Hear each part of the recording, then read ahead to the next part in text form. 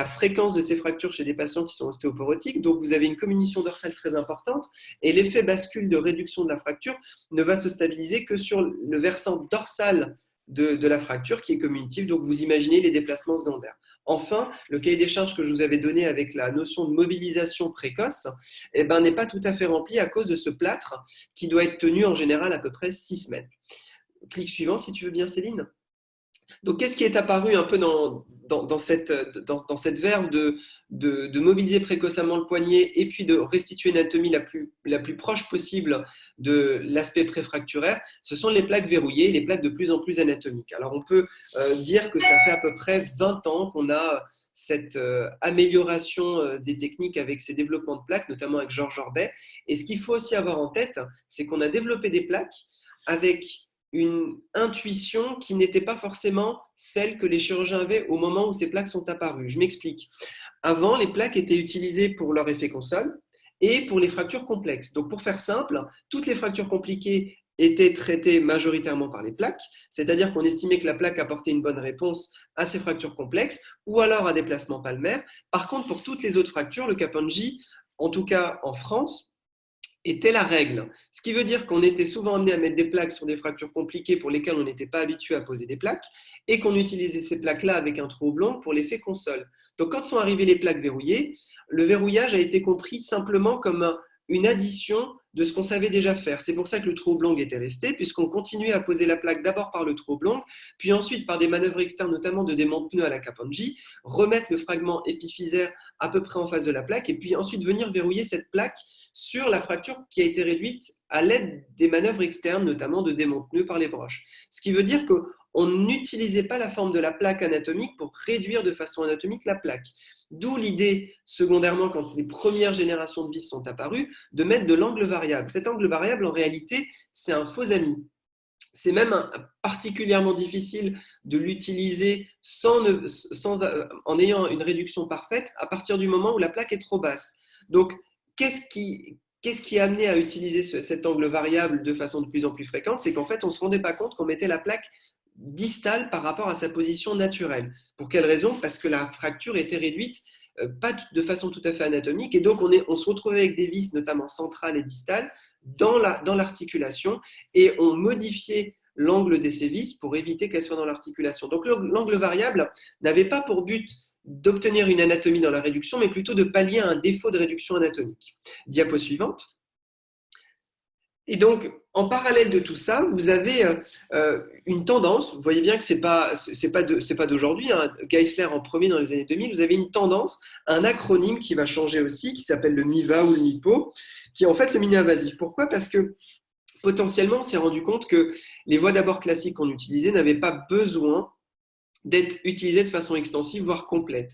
Et donc, en parallèle de la compréhension à la fois de la mobilisation précoce du poignet, de l'utilisation de matériel dédié à une réduction anatomique, donc ces fameuses plaques verrouillées, et de cet aspect mini-invasif, beaucoup d'études ont commencé à sortir et de nombreuses équipes s'y sont intéressées. Alors, mon background m'oblige un peu à vous dire que moi, c'est plutôt l'école strasbourgeoise, donc on a commencé dans les années 2009-2010 à essayer de réduire les cicatrices. Et comme je vous l'ai dit, ce n'est pas le but esthétique qui doit être recherché, simplement, on s'est rendu compte que la réduction devait d'abord se faire au niveau épiphysaire, un peu à la manière des calvicieux du radius, pour lesquels on fait une ostéotomie en calant d'abord la plaque sur la partie distale du calvicieux, puis ensuite la plaque va imprimer la réduction grâce à sa forme anatomique. C'est un peu sur cette réflexion-là qu'on s'est dit, mais en fait, il faut commencer d'abord à positionner la plaque en distale. Et par ce biais-là, on s'est dit, en fait, la cicatrice n'a pas besoin d'être grande puisqu'on peut tout voir au niveau de la plaque, mais pas en même temps. En fait, on faisait, vous allez voir après, voyager la cicatrice au niveau des zones d'intérêt sur la plaque au moment de l'opération. Diapo suivante. Donc, vous voyez qu'en fait, beaucoup de gens l'ont appelé différemment. Le lisse, c'est plutôt en petit clin d'œil par rapport à ce qui se faisait déjà au niveau du fémur. Hein. Synthèse avait développé déjà ces techniques-là de lisse, de mini-lisse au niveau des fractures diaphysaires du fémur pour montrer qu'on n'avait pas besoin d'exposer le fémur en entier pour faire une fracture diaphysaire de fémur avec une plaque 8, 10, 12 trous. Donc, cette notion-là d'épargne des parties molles était déjà préexistante. Diapo suivante. Alors, comment on fait? En fait, on utilise Et c'est un peu ça l'aspect intéressant de cette technique en général, c'est qu'on utilise un instrument qui est la plaque, non plus comme un implant, mais comme un guide de réduction. Il faut vous dire qu'on part du principe que la plaque doit se mouler de façon anatomique à un os. Alors bien évidemment, un os standard qui a été homogénéisé sur des courbes gaussiennes avec des populations données, donc c'est pas le sur-mesure. Moi, j'aime bien comparer ça en se disant, on a une paire de chaussures, on a quelques pointures disponibles, il vaut mieux choisir une paire de chaussures avec une pointure qui se rapproche de notre pied plutôt que de marcher pieds nus. C'est un peu cet aspect-là. Et en fait, cette notion-là, on ne s'en rendait pas compte. On clique suivant. On ne s'en rendait pas compte puisqu'on ne réduisait pas de façon, en utilisant la plaque de façon anatomique. Qu'est-ce qu'on fait actuellement? On fait dans cette technique mini-invasive 3 étapes principales. On a l'exposition des parties molles. On a la fixation épiphysaire, comme je vous l'ai expliqué, pour une simple et bonne raison, c'est qu'on utilise en fait la forme de la plaque pour venir réduire la fracture. Donc, on va d'abord mettre la plaque sur la zone qu'on estime la plus constante au niveau anatomique, qui est l'épiphyse, puisqu'on a ligne de watershed et qui va être un guide prépondérant pour être bien positionné au niveau de notre radius. Et puis, une fois qu'on a un bon positionnement distal, il suffit d'appliquer la plaque en appuyant dessus pour qu'elle vienne récupérer la bascule dorsale. Alors, vous verrez qu'on peut également récupérer des fractures articulaires. C'est aussi le but, pour qu'on puisse avoir à la fois la réduction dans le plan sagittal et le plan frontal. Diapo suivante. Alors l'exposition, c'est une voix de Henry. Alors Henry avait décrit sa voix pour 2 raisons. Il voulait éviter qu'on agresse l'artère radiale et il voulait éviter qu'on prenne la branche sensitive du nerf médian. En se situant sur le fléchisseur radial du carpe, en fait, on est à peu près certain d'éviter ces 2 écueils. Donc cette voix de Henry, au lieu qu'elle soit extensive, elle est réduite à peu près de 1,5 cm à 2,5 cm. Son positionnement se fait à peu près sur le trait de fracture. Le à peu près, pourquoi? Parce qu'il est très compliqué en péro-opératoire dans la vraie vie de se mettre en bonne position. Ce qu'on a tendance à donner comme repère, c'est de se mettre sur le pli de flexion palmaire proximale et de prendre à peu près 1 cm à 1 cm au-dessus de ce pli, le long du fléchisseur radial du carpe, et de commencer sa voie de Henry. L'intérêt de faire une voie de Henry mini-invasive, c'est simplement que si on ne se sent pas tout à fait à l'aise, on peut l'augmenter. Je vous dis ça parce que de nombreuses équipes ont aussi décrit des voies mini-invasives pour le radius distal, pour les ostéosynthèses par plaque, mais par des incisions transversales.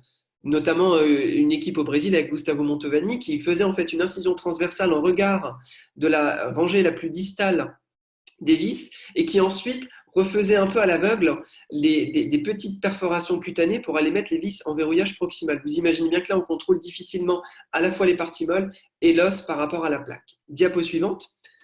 Donc le premier temps passé, qui est en fait une voie de Henry mini-invasive, on ouvre la gaine du fléchisseur radial du carpe, on l'écarte, on décolle le carré pronateur, et une fois qu'on a décollé ce carré pronateur, en fait, on va glisser la plaque. Alors, au début, c'était très compliqué à faire, c'est pour ça que je vous ai laissé le petit pictogramme à gauche, parce qu'on mettait en fait des canons verrouillés mais séparés. Donc on était obligé de mettre des canons sur chaque vis, sur chaque trou de vis verrouillé pour avoir à la fois une prise sur la plaque et en même temps un moyen de glisser la plaque sur le carré pronateur. Donc actuellement, on standardise ça assez facilement en faisant ce qu'on appelle un démonte-pneu comme un chausse-pied en fait. On va chausser la plaque sous le carré pronateur à l'aide d'une rugine. Vous verrez dans la vidéo qui suivra. C'est un geste qui paraît compliqué, mais une fois utilisé, ce sera assez évident. Une fois qu'on a mis ça, on maintient la plaque grâce à l'ancillaire dédié. Donc, c'est un ancillaire qui se fixe sur les vis les plus distales et les plus latérales de la rangée distale de la plaque, pour 2 raisons. La première, pour laisser libre les vis centrales, pour donner une stabilité de la plaque au moment où on souhaitera enlever l'ancillaire.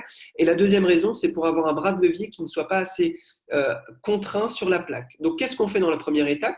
Je vous ai dit qu'on mettait en épiphysaire la plaque en premier pour une simple et bonne raison, c'est qu'on va chercher cette fameuse watershed line. Pour la chercher, la première zone à attaquer, à viser, c'est le point le plus ulnaire et le plus distal sur la radio de face, en fait, de votre radius distal.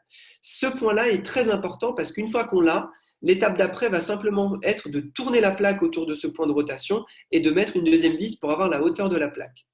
Donc, première étape, on va chercher ce point-là. Après, diapo suivante, sur le cliché de profil, donc ça c'est en radio en pair-op. Donc, vous avez cette première image qui paraît satisfaisante. Puis, ce qui va être très important, c'est surtout le cliché de profil qui va avoir un but, c'est qu'il va falloir être le plus bas possible sans dépasser la ligne de watershed, pour 2 raisons. La première, il faut être le plus bas possible parce que, je vous le rappelle, ce sont des populations souvent ostéoporotique. Donc, il va falloir mettre les vis en définitive le plus proche de l'os sous-chondral pour qu'on n'ait pas justement cet écrasement de l'os sous-chondral ostéoporotique qui va venir finalement nous faire perdre un peu de réduction. Et l'autre étape, c'est ne pas être trop distal pour la simple et bonne raison que si on se retrouve, on peut remettre la diapo d'après si tu veux bien Céline. Si on se retrouve trop distal sur le profil, reviens en arrière s'il te plaît. C'était en arrière encore. Voilà. Sur le profil, en fait, si on est trop distal, on risque de dépasser la ligne de Watershed. Et il a été montré que le risque premier, c'était en fait les lésions au niveau tendineuse. Mais en aigu, c'est simplement aussi d'avoir un défaut de réduction. Diapo suivante. Une fois qu'on a contrôlé en fait la position de cette broche qu'on utilise, alors nous on utilise une broche de 18 dixièmes pour une raison, c'est que ça comble le trou de la vis. Donc, en fait, il n'y a pas de mobilité de la plaque par rapport à la broche. Et surtout, ça vous évite un temps après, c'est celui de devoir remêcher ces trous-là. Donc, une fois qu'on a mis cette première broche en place, on va faire en fait tourner la plaque autour, comme vous voyez la flèche sur le pictogramme, autour de ce point de rotation, en appuyant sur la plaque pour venir sentir la watershed line. Et une fois qu'on a cette sensation-là, on va positionner une deuxième broche, diapo suivante, qui va en fait nous donner le positionnement de la plaque idéale. Alors, il faut toujours avoir en tête que si on positionne la plaque de façon trop idéale à cet instant-là, au moment où on va aller réduire la plaque, la fracture avec la plaque sur le radius proximal, on risque de partir trop en radial. Donc, il ne faut jamais être trop parfait sur cette image-là. Là, je vous l'ai laissé à dessin pour vous montrer que cette image-là, si on la poursuit après dans la réduction proximale, on risque d'avoir des vis qui vont être sur la corticale radiale du radius proximal. Et donc, une trop belle image en paire opératoire à ce stade-là peut nous dire qu'on a peut-être un peu surcorrigé. Diapo suivante. Après l'étape, je vous la fais très courte parce qu'on va voir la vidéo juste après, eh bien, on va passer les vis en épiphysaire. Donc, sur l'ancillaire, vous avez la possibilité de mécher les deux vis les plus centrales et de les positionner. Alors, en moyenne, moi, je ne les mesure plus parce qu'en moyenne, vous avez les vis dépassent rarement les 20 mm. Donc, nous, ce qu'on a en set chez une dame, en général, on met deux vis de 18 en centrale, une 18 sur le trou le plus ulnaire et le plus distal et une de 16 au niveau de la styloïde radiale. Si vous êtes chez un homme avec une extra-articulaire simple, vous montez de 2 mm à peu près pour avoir en général la longueur souhaitée. Ce qu'il faut savoir, c'est que vos vis sur la vue sagittale, la longueur des vis doit être suffisante pour que vous dépassiez au moins les 2/3 de votre radius, ce qui permet d'éviter cet effet de tassement de l'os du spongieux sous-chondral et donc d'avoir une bonne stabilité du montage. Si vous êtes dans des fractures extra-articulaires, ça marche. Si vous êtes dans des fractures articulaires avec des pavés assez importants, il faut à ce moment-là aller chercher un peu plus loin avec les vis et donc vous rajoutez un peu en longueur de vis pour être sûr de ne pas être perforant sur la corticale dorsale. Autre truc, ne jamais faire les deux corticales en épiphysaire. Quand vous méchez simplement la première corticale, parce que si vous avez une corticale dorsale qui est encore continue, quand vous allez mettre vos vis, vous allez rendre compte que la vis ne s'enfonce pas et vous savez que votre vis est trop longue. Donc ça vous évite d'aller mettre des vis à côté des tendons extenseurs en distal. Une fois que vous avez mis les vis donc, en distal, reviens en arrière Céline, je te dirai diapo suivante. Une fois que vous avez mis les vis en distal, il va falloir maintenant faire la réduction de la fracture. Alors là, on utilise la forme de la plaque pour le faire. Donc, qu'est-ce qu'on fait? On va appliquer la plaque. Alors, vous avez des petits canons, les mêmes qui peuvent être utilisés en distal, qui vont être utilisés sur les deux trous les plus proximaux. Et à l'aide de ces deux canons-là, on va appuyer fortement pour venir appliquer la plaque sur le radius proximal et mettre en attente. Alors, nous, on met des mèches. Pour la simple et bonne raison, c'est que ça nous fait gagner du temps. On met la première mèche en proximal. Si elle est bien située sur les radios de face et profil, on positionne une mèche sur le trou le plus distal. Cette mèche-là va être retirée. On met une vis. En général, c'est 14 mm. Et puis, ça nous permet d'enlever la mèche la plus proximale sans avoir à déplacer la réduction. Et puis, en général, c'est une deuxième vis de 14 mm qui est mise. Diapo suivante. Puis après, en fait, vous avez la cicatrice qui fait en général, alors comme je vous dis, ce n'est pas une course, une course à la longueur. Hein. Il faut simplement avoir la cicatrice qui vous permet de vous exposer correctement sans pour autant ouvrir tout l'avant-bras. Ce qui veut dire qu'une cicatrice d'1,5 cm, voire 2 cm, vous permet de voir à la fois l'épiphyse et la métaphyse, voire la diaphyse, sans pour autant avoir besoin de les voir les deux en même temps. Vous avez bien compris qu'on sépare la technique en deux temps importants, qui est la position épiphysaire de la plaque et la réduction de la fracture par le positionnement diaphysaire de la plaque. Ces deux temps étant indépendants, vous n'avez pas besoin d'avoir une cicatrice qui vous permette, une exposition qui vous permette de voir les deux choses en même temps. Diapo suivante. Donc la radio post-opératoire immédiate, vous voyez que vous avez donc un positionnement de la plaque qui épouse la ligne de watershed, qui est à peu près bien situé, et vous voyez que, alors petit écueil, vous n'êtes jamais tout à fait appliqué parfaitement sur un radius pour la simple et bonne raison, c'est que vous n'avez pas de PSI pour des fractures, donc vous n'avez pas de plaque dédiée, vous n'avez pas de sur-mesure à ce niveau-là. Diapo suivante. Donc quelques cas, alors pourquoi ces cas-là? Pour vous montrer qu'on peut faire du mini-invasif, encore un clic si tu veux bien. Pour faire du mini-invasif, on peut le faire pour certaines fractures. Donc là, vous avez une fracture à déplacement palmaire qui est, moi je les appelle fractures tulipes parce qu'elles éclatent un peu l'épiphyse radiale comme une tulipe. Vous avez au moins 4 fragments, un fragment central, un fragment styloïdien radial, un fragment ulnaire et souvent un refend sur la métaphyse, voire la diaphyse. On est tenté d'ouvrir grandement en se disant, oh là là, il faut que j'expose correctement mes fragments, presque à aller faire un double abord pour aller chercher le pavé le plus central. Là, vous voyez que sur ce cas-là, initialement, j'allais faire ça, puisque vous voyez un trou sur la scopie qui montre qu'en fait, initialement, j'avais voulu positionner ma plaque avec le trou oblong, et en fait, je me suis rendu compte que ça ne marchait pas. Donc, qu'est-ce qui a été fait? À l'aide d'une petite spatule ou une broche, à votre convenance, on va aller tasser le pavé central pour essayer de le repositionner autant que faire se peut. Puis ensuite, on va faire la même chose que ce que je vous ai montré avant, c'est-à-dire qu'on va aller chercher avec la broche à travers la plaque le pavé le plus ulnaire et le plus distal, et puis ensuite, on va positionner la plaque. Si on voit que le pavé central ne revient pas tout à fait, on refait encore une petite traction sur ce pavé-là à l'aide d'une broche. Donc, on peut le faire soit en repassant par la styloïde radiale, soit en passant à travers le trou central qui est présent dans la plaque à cet effet, pour venir tasser ce fragment-là, et ensuite, on met les deux vis centrales en face. Scopie suivante. Tu peux passer à la suivante. Donc, ça, c'est le résultat immédiat en sortie de bloc. Pourquoi est-ce que je vous montre ces 3 images? Si vous regardez que la face, vous avez tendance à vous dire que vous avez des vis qui sont dans la radio ulnaire distale.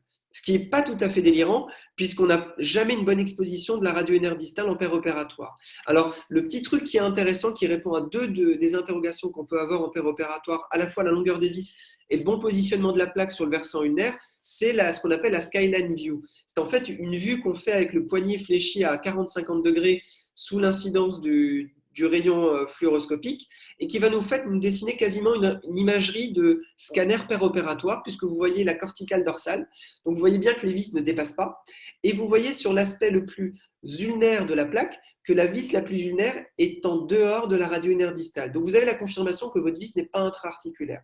Autre chose qui est importante sur ce type de fracture, c'est quand vous avez une fracture du radius distal, il faut toujours partir du principe qu'il faut 2 vis par fragment. Donc pour faire de façon très caricaturale la démonstration, si vous avez une fracture extra-articulaire de poignet, 2 vis épiphysaires suffisent. Si vous avez une fracture en T-frontale, il faudra 2 vis sur le pavé radial, 2 vis sur le pavé ulnaire et les 2 vis qui vont maintenir la fracture avec une position diaphysaire de la plaque. Là, dans ce cas-là, j'ai pris toutes les vis parce qu'il me fallait 2 vis pour le pavé central, 2 vis pour le pavé ulnaire et 2 vis pour le pavé radial. Diapo suivante. Là, c'est toujours la même patiente de 34 ans. Alors, vous avez 2 images. Vous avez l'image arthroscopique de la réduction de la fracture et vous avez l'image médiocarpienne d'une recherche de lésions scapholulaires. Alors, je vais m'y attarder juste 2 petites minutes pour vous donner mon sentiment actuellement. Encore il y a de ça 2-3 ans, lorsque on faisait ces fractures articulaires, notre but était surtout de chercher des lésions ligamentaires associées. On cherchait également à faire une réduction des pavés articulaires qui était la plus anatomique possible. En toute sincérité, entre mes mains, il est rarement arrivé où ce soit l'arthroscopie qui corrige en fait le défaut de réduction parce qu'on se rend compte qu'en fait le ligamentotaxis, les manipulations externes nous donnent une réduction qui est à peu près satisfaisante et le pavé déplacé qu'on voyait en arthroscopie était souvent de l'inframillimétrique ou du millimétrique et quand vous comparez ça à des vis qui font à peu près 2,4 mm de diamètre et des pavés qui font au moins 5 à 10 mm, vous êtes vraiment dans le tolérable au niveau des réductions articulaires. Par rapport à la recherche de lésions ligamentaires, pareil, en aigu, quand on allait faire le diagnostic d'une lésion éventuellement ou d'une instabilité scapholulaire, on était sur un problème qu'on n'imaginait pas, qui était la lésion fraîche en comparaison d'une lésion ancienne. quand on trouvait une instabilité, on procédait à une capsulodèse selon Matoulin et on se retrouvait après dans un suivi clinique, souvent avec des patients qui étaient en raidie. Mais la raideur, nous l'attribuions en général à la fracture qui était articulaire. Actuellement, je pense que ces lésions-là devraient être laissées sans traitement en urgence, pour une simple et bonne raison. La première, c'est que ces lésions fraîches ont une tendance à la cicatrisation spontanée. Souvent, ce sont des avulsions capsulaires qui créent cette petite déstabilisation. Cette avulsion étant fraîche, vous mettez une petite attelle une dizaine de jours en post-opératoire, vous laissez s'engluer un peu cette lésion et en général, la stabilité est retrouvée. Deuxièmement, si vous les traitez en urgence, vous risquez de créer la raideur que vous redoutiez. Et chez des patients jeunes, c'est quand même quelque chose qui est très compliqué à récupérer. Et enfin, si une vraie lésion ligamentaire venait à se produire, dites-vous que vous êtes chez un patient jeune, que vous allez suivre au minimum entre 3 et 6 mois pour l'ablation de matériel. Entre le 3e et 6e mois, ce que j'ai l'habitude de faire maintenant, c'est de faire un testing clinique sur la lésion ligamentaire. S'il y a une instabilité qui est retrouvée, on peut même proposer l'arthroscanner.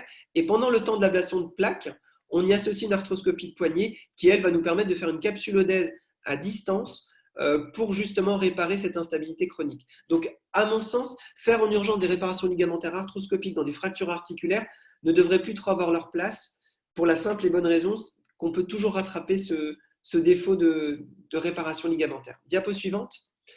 Donc là, vous voyez le résultat post-opératoire. Là, on est au radio à 3 mois. Donc, vous voyez qu'il y a toujours, quoi qu'on fasse, un petit remaniement au niveau du pavé central. Je pense que c'est souvent de la fibrose liée à la vascularisation précaire de ce fragment-là qui est libre. Notez aussi le petit arrachement styloïdien. Ça, pareil, il ne faut pas être plus interventionniste que ça. Ce sont souvent des lésions qui sont douloureuses longtemps, mais qui récupèrent très bien. Et là, vous avez la mobilité de la patiente au même moment que la radio a été réalisée. Diapo suivante. Là, vous avez un jamar qui est symétrique et vous avez la cicatrice qui fait à peu près 2 cm. Diapo suivante. Alors là, vous avez la vidéo. Alors, j'espère qu'elle ira assez vite pour que vous voyez. Donc ça, c'est ma collègue Dr Brunetti qui a été filmée.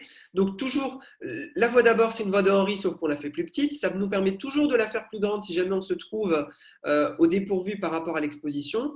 Vous écartez en fait les parties molles et vous allez surtout libérer le fléchisseur radial du carpe de sa gaine, ce qui va permettre en fait de s'exposer directement la loge antérieure de l'avant-bras. Là, c'est l'aponévrose antébrachiale. Vous écartez toutes ces parties molles, vous écartez le carré pronateur, et là, c'est l'étape du démonte pneu ou du chausse-pied, où vous allez épousser la plaque et positionner la rugine pour pouvoir appliquer la plaque contre l'os. Là, vous mettez la broche qui est la plus ulnaire et la plus distale, vous contrôlez ce positionnement à la fluoroscopie. Une fois qu'elle est contrôlée correctement, vous mettez la deuxième broche en radiale, vous mettez les vis en centrale, ce qui va être fait par méchage. Alors, il faut toujours avoir en tête qu'il faut appliquer la plaque. Les vis sont verrouillées, elles ne sont pas en compression.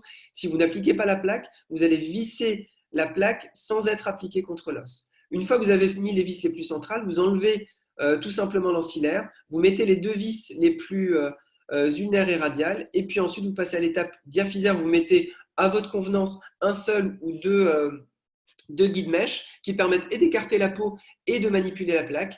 Puis ensuite, vous allez mettre vos deux vis les plus proximales. Vous pouvez en mettre 2, vous pouvez en mettre 3. Dans la nouvelle plaque qu'on a actuellement sur le trou oblong, vous pouvez verrouiller ces vis-là. Donc, c'est toujours intéressant quand vous allez mettre la vis, surtout chez les personnes âgées. Ça conforte un peu les choses. Et puis après, vous fermez la peau naturellement. Diapo suivante.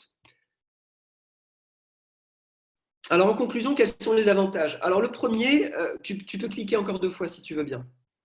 Alors, le premier avantage, c'est les parties molles. Là, je vous ai mis la voie extensive d'Orbet. Pourquoi Orbet? Parce que c'est lui qui a décrit en premier l'utilisation des plaques anatomiques verrouillées au radius distal. Et c'est le premier qui a voulu rendre très extensive l'approche du radius distal. On en était presque apeuré de faire ces voies d'abord parce qu'elles étaient très dévascularisantes. En fait, on prenait le radius avec un davier et on manipulait presque comme un os mort en le posant sur la table, l'ensemble épiphyse-diaphyse. Donc vous voyez que là déjà, on a une économie des parties molles qui à mon sens est très importante et pour la stabilité et pour l'aide de la réduction et surtout pour les suites post-opératoires. On a aussi permis une standardisation de la technique. Pourquoi? À la mode du clou gamma, je pense que le radius distal devrait s'appréhender par des guidelines qui devraient être systématiques, quels que soient les les fractures du radius distal parce qu'après tout, on cherche toujours la même chose, c'est-à-dire avoir un point d'ancrage à peu près constant sur le radius. Je pense que c'est celui qui est le plus ulnaire et le plus distal de l'épiphyse. Avoir une méthode de réduction qui soit fiable. À mon sens, ce serait utiliser un instrument reproductible qui est ni plus ni moins que la plaque anatomique. Et enfin, avoir une voie d'abord qu'on connaît bien, qui est la voie de Henry. Et plus on la connaît, moins on a besoin de l'étendre. Et enfin, ça fait un gain de temps. En systématisant les choses, en fait, on gagne un temps. Et actuellement, une plaque de poignet, en moyenne, on est entre 10 à 20 minutes, pause comprise, peau à peau. Diapo suivante. Alors, les inconvénients, il y en a 3. Alors, la courbe d'apprentissage, mais comme toute technique, si je vous dis la microchirurgie est une technique demandeuse, tout le monde le croit, mais si je vous dis que c'est une technique qui est méritante, tout le monde le croit aussi. Je pense qu'on est sur le même aspect, plus que la technique mini-invasive, de se dire qu'il faut privilégier les réductions sur plaque lorsqu'on a une plaque qui se définit comme anatomique. Le rayonnement, alors on peut se dire il y a beaucoup de rayonnement, au final pas trop. Avec un peu d'expérience, on arrive à faire à peu près 6 coups de scopie, 3 en positionnant les deux broches, puis ensuite les deux scopies les plus définitives. Et on peut rajouter éventuellement une scopie pour définir à la fois la longueur des vis en épiphysaire et le positionnement correct par rapport à la radionaire distale. Et enfin, la limite serait les fractures communitives importantes, quoique dans certains cas, nous arrivions quand même, le facteur limitant étant d'avoir toujours pareil, ce versant ulnaire et distal de l'épiphyse intact. À partir du moment où on a une zone où on peut ancrer notre première broche, on peut toujours à peu près se débrouiller pour positionner la plaque. Diapo suivante. Et donc enfin, quelles sont les perspectives? Vous l'aurez compris, c'est de viser quelque chose qui soit dédié. En fait, il faut un ancillaire dédié, je pense qu'on l'approche, on commence à standardiser les choses à ce niveau-là, et puis après, le vrai problème restera celui de la plaque. Pourquoi? Parce qu'il n'existe pas de poignées identiques l'un à l'autre, quand bien même nous ferions 15 plaques différentes, elles ne correspondraient toujours pas à la plaque que vous auriez voulu avoir au niveau de votre radius. L'avenir, je pense, à mon sens, sera le sur-mesure, avec peut-être l'impression 3D ou pas. Le schéma idéal du patient serait la fracture à J0 avec l'envoi du scanner du côté controlatéral sain pour fabriquer rapidement cette plaque dédiée du côté fracturé, le renvoyer au chirurgien en usage unique et puis la positionner pour que la plaque idéal du patient permettent la réduction la plus proche de l'anatomie du patient en un temps de 3 à 5 jours. Donc la technique fiable dépendra grandement d'avoir la plaque presque sur mesure pour réduire ce type de fracture. Diapo suivante. Et donc la plaque qu'on utilise maintenant, c'est cette plaque qui a un avantage, à mon sens, d'être anatomique comme toutes les plaques, mais surtout d'avoir un verrouillage du trou oblong, puisque ce trou-là, ne l'enlevant pas, on répond à l'effet console qu'on peut avoir sur les déplacements palmaires. Et surtout, pour une même longueur de plaque petite, ce qui fait à peu près 4 cm, on a un triple verrouillage, voire quadruple verrouillage proximal possible, ce qui donne une meilleure stabilité. Voilà, je crois que j'ai fini la présentation. Et merci pour votre attention. Diapo suivante, c'est la diapo de conclusion. Tu peux cliquer si tu veux.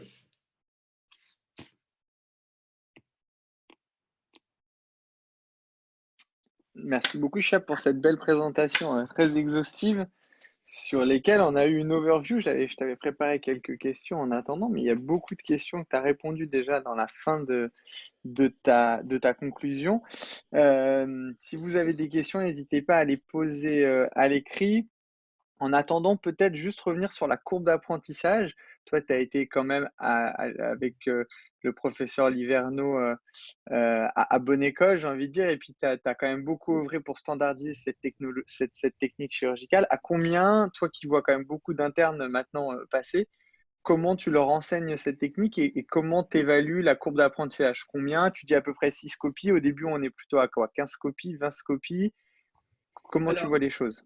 Alors la première façon en fait, moi, de façon globale, quand on apprend une technique, je pense surtout à des internes, il ne faut pas l'apprendre de façon complexe tout de suite. C'est un peu comme si tu gravissais l'Himalaya l'Everest, pardon, en disant, c'est 8000 mètres, il faut faire 8000 mètres. Il faut plutôt se faire en étapes.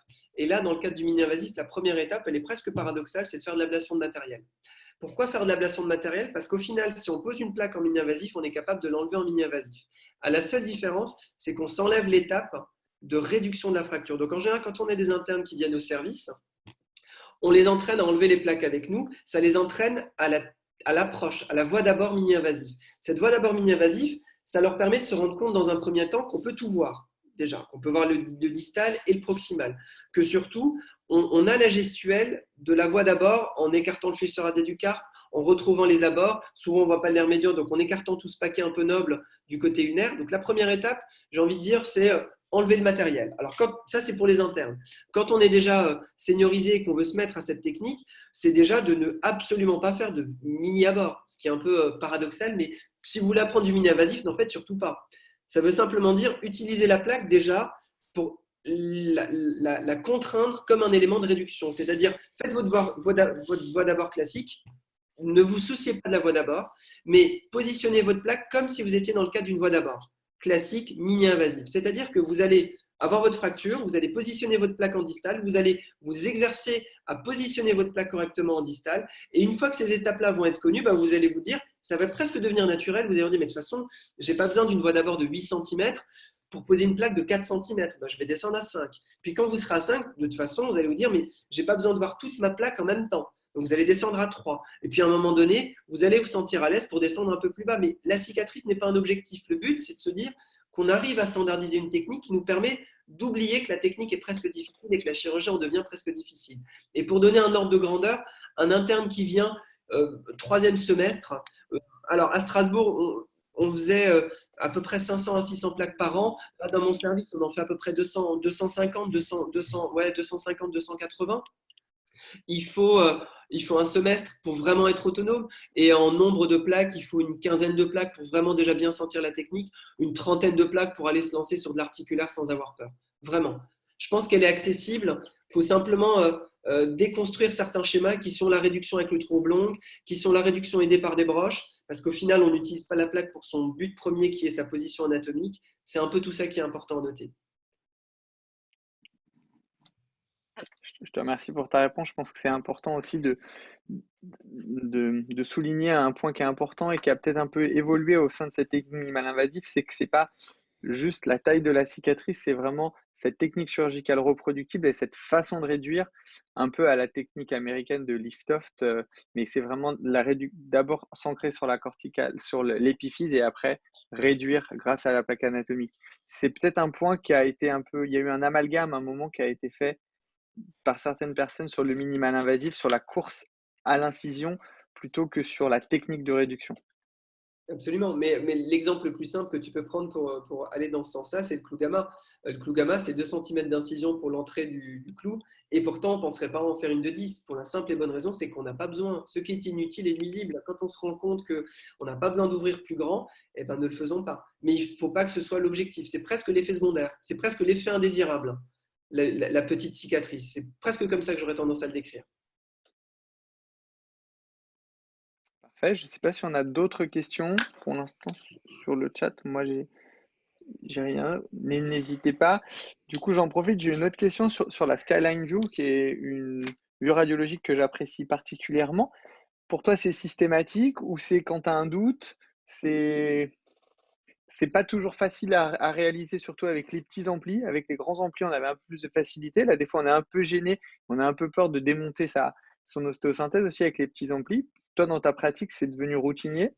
Alors, ça l'était parce que, pareil, c'est quelque chose qu'on mettait en place pour avoir toujours les mêmes images post-opératoires. Puis à un moment donné, en fait, on se rendait compte qu'on avait toujours les mêmes images qu'on obtenait quand on faisait toujours la même chose. C'est-à-dire quand on minorait la longueur des vis escomptées, c'est-à-dire que si supposons que moi, ce que je faisais au début sur les radios 100% préopératoire pour m'amender au maximum de la fluoroscopie, je mesurais en 100% la longueur entre la corticale palmaire et la corticale dorsale de l'épiphyse. Et en fonction de cette mesure, je me disais, voilà, une vis de temps passerait. Et souvent, je mesurais du 22. Par exemple, chez les personnes âgées, chez les personnes âgées, je mesurais du 22. Donc, je me suis contraint à mettre du 20 au départ. Et quand je mettais du 20, je me rendais compte que la forme du tubercule de Lister me rendait quand même les choses un peu plus compliquées à la Skyline View, puisque sur un profil de radio 100%, le tubercule de Lister masque un peu les choses. Et quand je mesurais 22, c'est que de part et d'autre, il fallait plutôt mettre 20, voire moins. Et donc, quand je faisais ma Skyline View, je me rendais compte de ça. Et quand j'ai modifié ma pratique, où je suis descendu à 18 en vis épiphysaire pour les personnes avec des fractures extra-articulaires sans aucune raison autre de mettre plus long, eh ben, j'ai arrêté de mettre la Skyline View parce que je me rendais compte que pour du 18, j'étais très large par rapport à la corticale dorsale, donc je l'ai arrêté. Par rapport au positionnement en fonction de la radio linéaire distale, c'est pareil. Quand on fait une vraie face et qu'on est vraiment à au moins 4 à 5 mm de la radio linéaire distale de la berge, on n'a plus besoin de faire cette skyline. Je continue à la faire quand j'ai des fractures très complexes où je suis obligé de mettre des vis très longues, arriver à mettre du 24 chez des personnes qui ont des fractures avec des marges, des marginales dorsales très très communitives. Là, je fais la skyline pour 3 raisons: la radio linéaire distale, la longueur des vis et le niveau de la réduction de la corticale dorsale, qu'on arrive à bien voir malgré tout. Mais je la fais moins. Je l'ai dans ma boîte à outils, mais je ne la fais pas systématiquement. Plus en tout cas. Je pense que c'est aussi un point important sur la Skyline View, surtout s'il y a des plus jeunes qui nous écoutent et qui ne pratiquent pas ça, c'est qu'on a, en plus d'avoir la longueur des vis, on a quand même une bonne image de réduction de la corticale postérieure et de la radio linéaire distale aussi.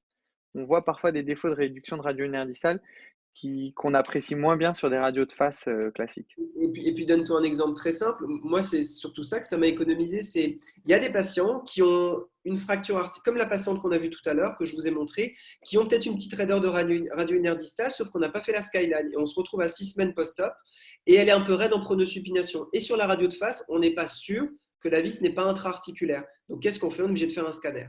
Et du coup, ça nous évite le scanner. Cette petite vue, je pense que cette incidence, même si de temps en temps, elle peut être un peu péchue à réaliser dans certaines conditions, un bras un peu épais, un fluoroscope un peu petit, elle est nécessaire si on a un doute de la radio linéaire distale. On dormira mieux si on sort du bloc avec une radio linéaire distale saine parce qu'on a fait la skyline et qu'on est sûr que si elle est raide après la patiente, ce n'est pas parce que la vis est dans l'articulation. Ça nous évite ce scanner-là de contrôle à 6 semaines à 2 mois. Parfait. Merci beaucoup. Alors, on n'a pas d'autres questions encore pour l'instant, donc je vais continuer à te relancer sur autre chose.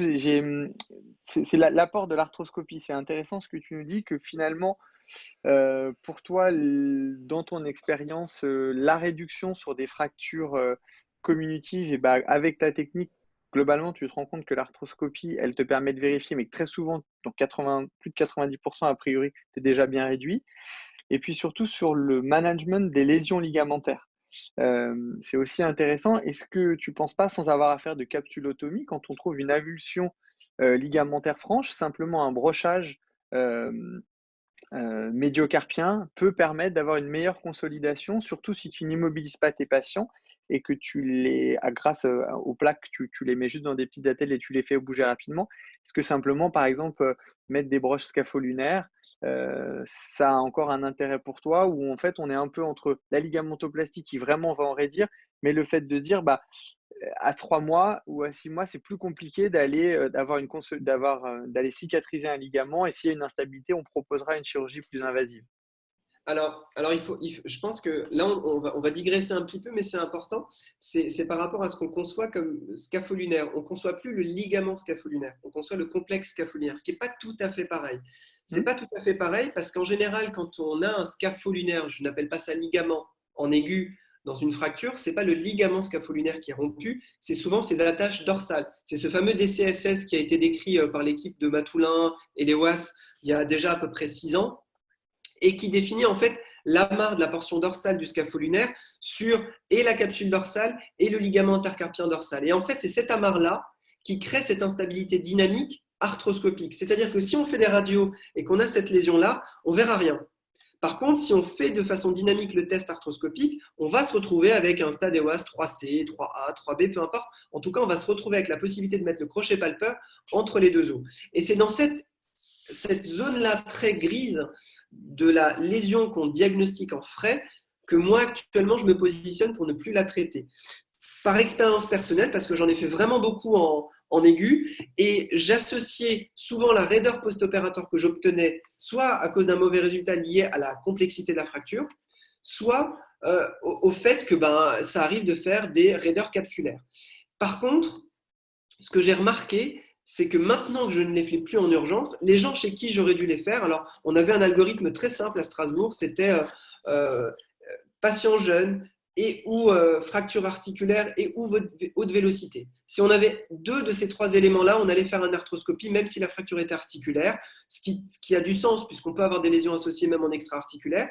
Et sur ces patients-là, maintenant que je suis à distance, dans les faits, je fais très, très, très, très peu d'arthroscopie du poignet au moment de l'ablation des plaques, parce que les patients ne s'en plaignent pas en fait. Ils ne se plaignent pas de ça. Je pense que parce qu'on met quelque chose, on met la lumière sur une lésion qu'on n'est pas capable de situer ni dans la chronologie et ni dans la sévérité. Donc, aller brocher simplement une scapholinaire parce que peut-être on pourrait se dire que ça pourrait marcher, j'ai du mal avec cette image-là. J'ai du mal, mais ça reste en débat. Ça reste en débat. Et actuellement, dans mon expérience, les ligaments scapulaires que je répare sont des ligaments chroniques. C'est des tableaux qui sont plutôt situés dans l'aspect le patient qui a un syndrome douloureux chronique, qui a une instabilité avec une perte de force, il a un Watson sensible mais pas douloureux. C'est plutôt ça que je vais traiter. En aigu, la fracture de poignet, je me limite à traiter la fracture en elle-même. Et si je fais une arthroscopie, c'est parce que j'ai un pavé que j'arrive pas à bien réduire et que la scopie ne me permet pas d'avoir un truc satisfaisant. Et c'est surtout une manipulation arthroscopique que je vais faire au niveau radiocarpien. Mais je ne vais pas aller trop chercher à faire ça en aigu. Je te remercie pour ces précisions. Ça peut ouvrir sur un autre débat qui est le traitement des lésions scapholinaires non dissociatives ou dynamiques versus statiques et l'évolution vers l'arthrose. Mais ça, c'est une autre question. Je ne sais pas s'il y a quelqu'un qui a l'habitude de faire des arthroscopies liées dans les fractures. Est-ce que votre position sur la réparation de ces ligaments scapholinaires, si quelqu'un veut s'exprimer là-dessus?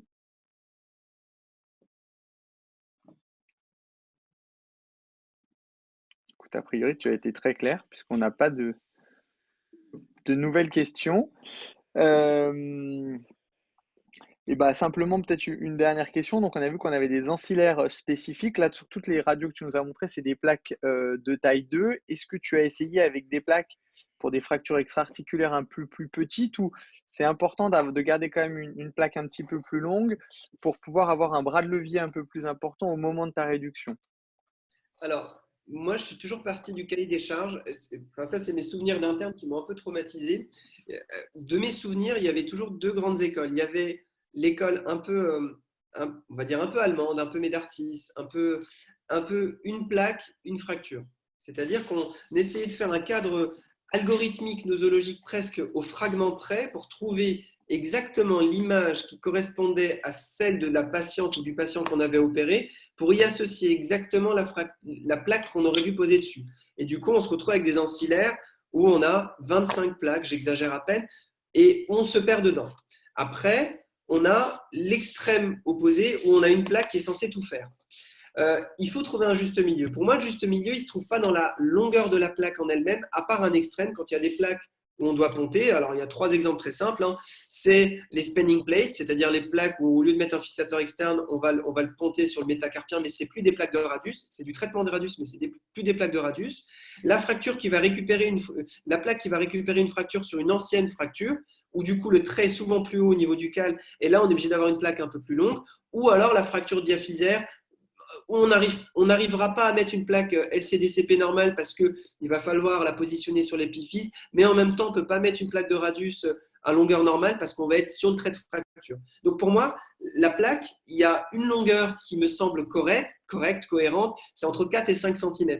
Parce qu'on est suffisamment haut pour mettre au moins 6 corticales de verrouillage, ce qui est déjà pas mal, hein, puisqu'on a 3 corticales dans la plaque, parce qu'on peut considérer comme une plaque, la corticale comme une plaque, et puis vous avez la corticale diaphysaire. Et en parallèle, on a suffisamment de place sur la plaque pour avoir une double rangée. Après, c'est une question de sentiment personnel. Avoir une plaque plus petite, je pense que c'est un aspect aussi psychologique. Se dire, je peux faire du mini-invasif parce que j'ai une plus petite plaque. Encore une fois, mon objectif, c'est d'avoir un montage stable. Et je pense que quand on commence à descendre sous les 2 cm de plaque, ça commence à être un peu tendu pour avoir et la stabilité biomécanique et la maniabilité, parce qu'il ne faut pas l'oublier, et surtout avoir la plaque 4-4, c'est-à-dire que dans un bloc opératoire, il faut pas avoir, à mon sens, il ne faut pas avoir 150 000 références. Il faut avoir une plaque qui gère à peu près 95% des situations. Et puis après, sachant qu'on opère de moins en moins les fractures en urgence, commander la plaque dont on aurait eu besoin si on avait eu une fracture un peu plus complexe. Mais voilà, mon sentiment, c'est essayer d'homogénéiser ça et d'uniformiser ça presque avec une seule plaque. Très bien, bah écoute, merci beaucoup. Je regarde, il n'y a toujours pas a priori de de questions. Je pense qu'on va pouvoir terminer la session là-dessus. Si quelqu'un veut rajouter quelque chose, voilà, il y a encore un tout petit peu de temps. Walid, tu veux peut-être dire un petit mot Et je pour tenais la fin de la session, parce que c'était toi qui avait organisé.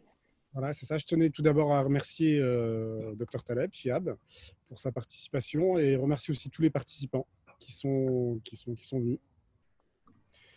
Donc, n'hésitez pas, si vous avez des questions, même après le webinaire, vous pouvez contacter vos délégués sur votre région. Donc, n'hésitez pas. Autre chose que je vais rajouter, merci beaucoup Chiab, hein, surtout. Et puis, si vous voulez vous lancer dans la technique minimale invasive, on a des sessions d'enseignement régulièrement, mais surtout, on peut organiser aussi, vous organiser des visites auprès de Chiab ou auprès d'autres chirurgiens qui utilisent ces techniques-là pour vous rassurer et puis vous lancer sur vos premières ostéosynthèses. Merci Chiab, encore. merci beaucoup. Merci à tous. À très bientôt. Profitez bien de ces temps de confinement aussi. Bon courage.